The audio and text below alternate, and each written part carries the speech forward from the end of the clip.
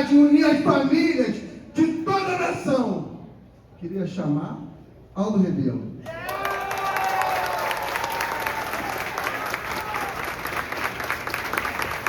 Boa noite, Rio de Janeiro. Rio de Janeiro duplamente, né? O estado e a cidade. Em primeiro lugar, perdão e desculpa pelo atraso. Quando eu cheguei no hotel, tinha uns 200 argentinos na minha frente para fazer um check-in. Mas não era força de expressão, não. Eu nunca vi tanto argentino junto fazendo check-in.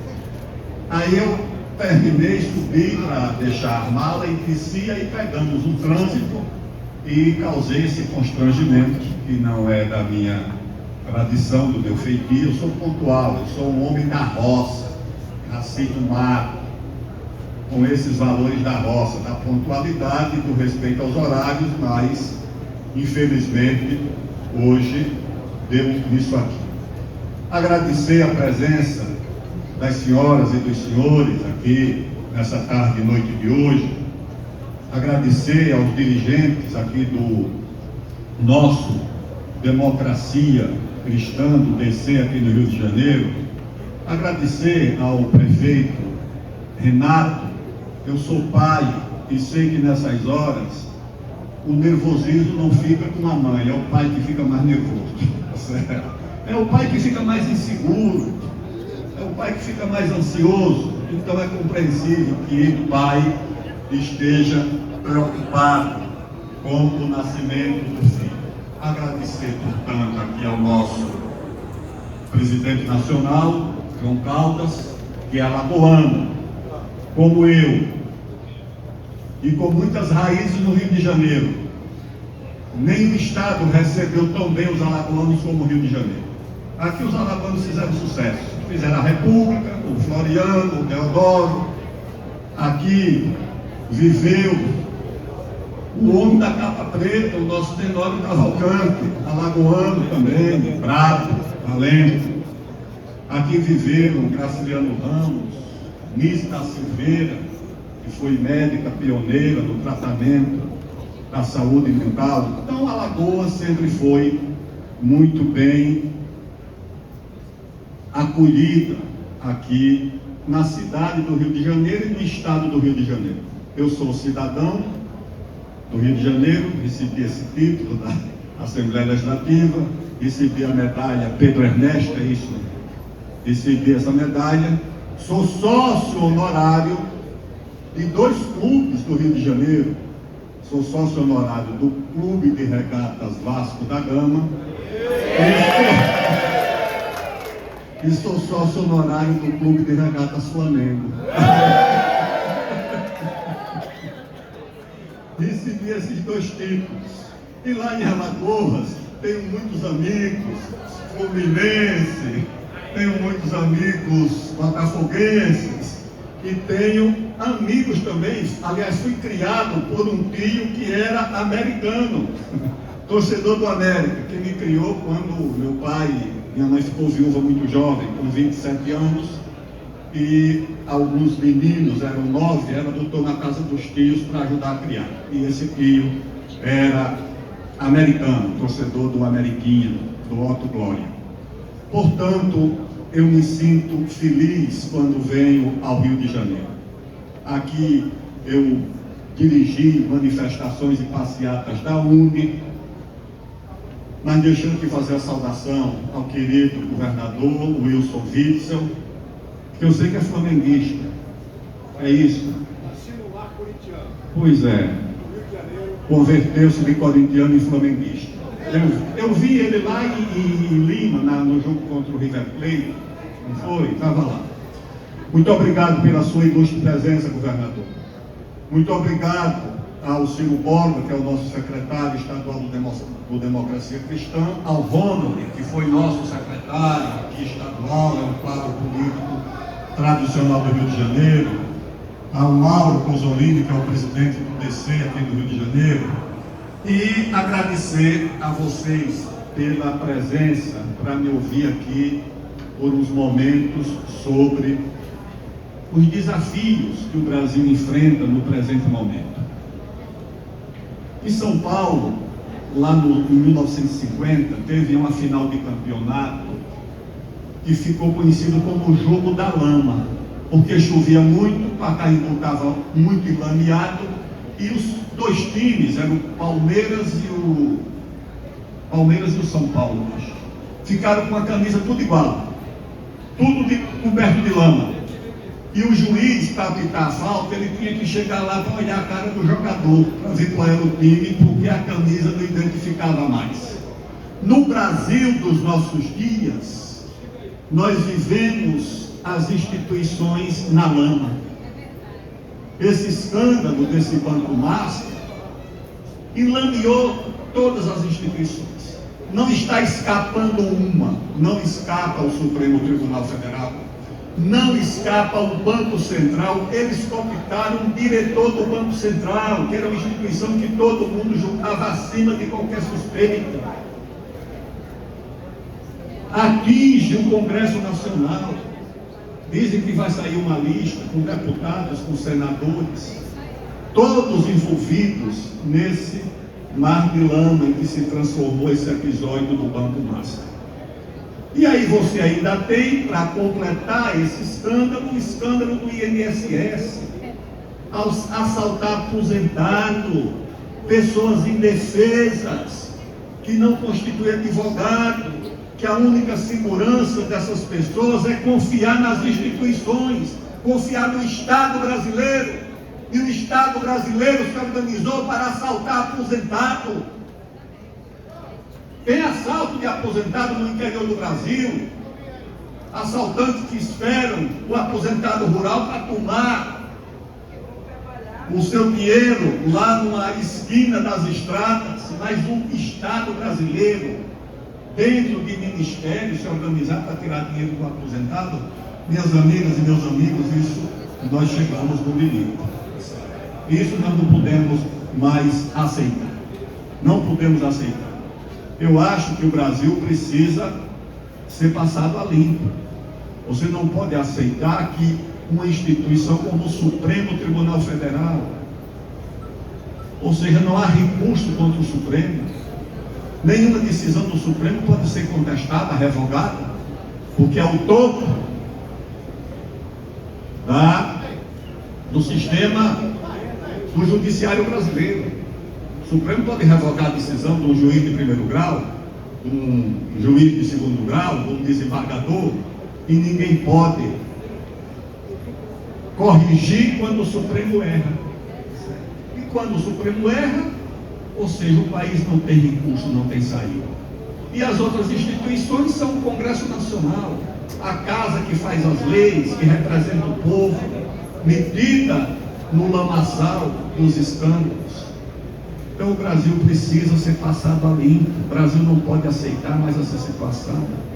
Instituições que deveriam zelar pelo interesse comum, pelo bem público, pela moralidade pública, estão submetidas a essa situação. E a população vai apelar para quem? E além disso, você tem casos assim absolutamente estranhos. Um homem que é acusado de ser um matador de aluguel, um sicário, um pistoleiro, é preso e chega na prisão e tenta cometer suicídio. Aí eu converso, governador Witzel, com um amigo que é psiquiatra forense, e ele me diz: esse tipo de gente não comete suicídio, esse tipo de gente não tira a própria vida, tira a vida dos outros. Esse não é o traço da personalidade que se suicida. E o advogado ainda diz: não, ele estava bem, estava tranquilo, não aparentava alguém que fosse cometer suicídio. Essa é a situação que nós temos no Brasil de hoje, à véspera de uma eleição.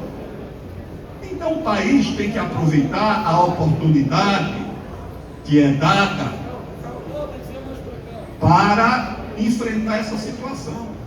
E para enfrentar essa situação, você precisa de clareza sobre o que precisa ser feito e de coragem para apresentar o caminho e a solução que essa situação precisa para ser superada. Essa gente que envolveu autoridades no seu jogo sujo de poder, um banco. O banco era no passado também uma instituição de respeito. O banco era uma instituição criada para financiar o desenvolvimento, a instalação de uma empresa, uma atividade econômica, financiava a agricultura, financiava a indústria. Os bancos até tinham esse nome, tinha um lá em São Paulo que chamava Banco Comércio e Indústria, outro era Banco da Lavoura, outro era Banco da Produção. Era essa a função dos bancos: financiar o desenvolvimento, a economia, a produção, emprestar para os empreendedores. Hoje o banco virou uma linha de montagem de papéis, de títulos, de derivativos para dar lucro fácil, sem risco, para quem já tem dinheiro. Porque o banco não serve hoje com essa taxa de juros de 15%, que é a taxa oficial. A taxa real é muito mais do que isso. Se o senhor for no banco para pegar um empréstimo, não vai ter 15%. 15% é a taxa da Selic. A taxa real é muito mais. Quem é que vai pegar um empréstimo? Qual é o ramo de atividade? Talvez o tráfico de drogas dê um retorno maior do que 15%. Não conheço outra atividade que dê esse retorno. Então isso conspira contra a atividade econômica. O país não investe, o país está parando. Os economistas chamam de voo de galinha. Por que é voo de galinha? Cumprimentar aqui a nossa atleta, nossa companheira Paula do vôlei. Paula, eu fui ministro do esporte e prestigiei muito o voleibol brasileiro, principalmente o feminino, que nos enche de orgulho e que é um dos maiores vencedores olímpicos de todo o mundo, é o vôlei feminino do Brasil. Portanto, o Brasil vive isso que eu chamei de voo de galinha. Por que é voo de galinha? Porque é curto e é baixo. Ou seja, o país não consegue crescer. Hoje nós estávamos conversando lá no diretório do DC, tinha um engenheiro lá do CREA, diz: olha, o Brasil tinha 1.200.000 engenheiros na faculdade, caiu para 800.000, porque o país não tem onde empregar um engenheiro. Onde é que você emprega um engenheiro? Você emprega um engenheiro quando você faz uma obra, como a Ponte Rio-Niterói, quando você faz uma estrada, quando você faz uma hidrelétrica, se você fizer Itaipu, se você fizer Belém-Brasília, se você fizer ferrovia. Aí você vai precisar de engenheiros. Se você industrializa o país, você vai precisar de engenheiros eletricistas, engenheiro mecânico. Mas o país parado, o país imobilizado. Minhas amigas e meus amigos, a situação do Brasil é um vexame. Eu vou dar aqui só 2 exemplos. A China tem 3 linhas férreas, 3 ramais ligando a China à Europa. Um ramal que passa pela Rússia, o outro que passa pela Turquia, o outro que passa não sei por onde. São 3 ramais ligando a China à Europa. Cada ramal desse tem 12.000 quilômetros de extensão. O meu filho fez um mestrado lá na Universidade de Xangai. Ele dizia: meu pai, todas as cidades chinesas com mais de 500.000 habitantes estão ligadas por ferrovia de alta velocidade. Ele ia visitar uma amiga a 1.000 quilômetros de distância. Eu digo: tu vai sair de Xangai para essa cidade, quando chega lá está na hora de voltar. Ele disse: não, pai, são 4 horas de viagem. 1.000 quilômetros fazem 4 horas de viagem. A China, nos últimos 15 anos, construiu 50.000 quilômetros de ferrovias. Em 15 anos. E nos últimos 4 anos, construiu 38.000 quilômetros entre ferrovias tradicionais e ferrovias de alta velocidade. A China está toda ligada de ferrovia com o mundo. No Brasil, escutem bem, no Brasil, Nós não temos uma linha de trem ligando o Rio de Janeiro a São Paulo. As duas grandes metrópoles do Brasil não estão mais ligadas por ferrovia. Você não pode pegar um trem em São Paulo e desembarcar no Rio ou vice-versa. Isso é um vexame. Isso dito lá fora, as pessoas nos olham com desprezo. Vocês não são nada. Vocês não cuidam do seu país. O que é que vocês estão fazendo no Brasil? Que as suas duas metrópoles não têm uma linha férrea ligando uma a outra. E toda a China, toda a Europa, todos os Estados Unidos está cruzado de ferrovias. Você não tem uma ferrovia ligando lá no Centro-Oeste para transportar nossas safras, saindo de Sinop, no Mato Grosso. Há 6 anos essa ferrovia está parada por uma decisão do ministro do Supremo, que eu tenho certeza que nem sabe onde fica essa ferrovia. Mas parou a pedido de uma ONG e de um partido inexpressivo que tem protagonismo no Supremo. Não, nós não podemos aceitar o Brasil paralisado. O Brasil é um país rico. O Brasil não tem problema de falta de recursos para o investimento privado. O mundo inteiro está disposto a investir no Brasil. O Brasil não tem falta de recursos naturais. Tem a maior fronteira agrícola do mundo, tem a maior fronteira mineral do mundo e tem a maior fronteira de energia do mundo. Petróleo o Brasil tem de sobra, gás o Brasil tem de sobra. O Brasil tem condições de dobrar, tudo planejado pela Eletrobras. Pode dobrar a geração de energia hidrelétrica com 6 hidrelétricas na Amazônia, paralisado. O Brasil não é um país pobre, o Brasil é um país interditado. O Brasil é um país bloqueado. O que precisa é desbloquear o Brasil. É o Brasil ter acesso às riquezas que estão no nosso subsolo, principalmente na Amazônia. Nós precisamos desinterditar o Brasil. O Brasil não é governado pelos interesses da população brasileira. É governado por interesses de ONGs, que são financiadas lá do exterior, para impedir o desenvolvimento do país. Nós não podemos ter hidrovia, nós não podemos ter rodovia, nós não podemos ter ferrovia, nós não podemos ter energia, nós não podemos pegar o petróleo lá da margem equatorial, nós não podemos fazer nada. Todo mundo pode usar suas riquezas, menos o Brasil. O Brasil precisa enfrentar essa situação.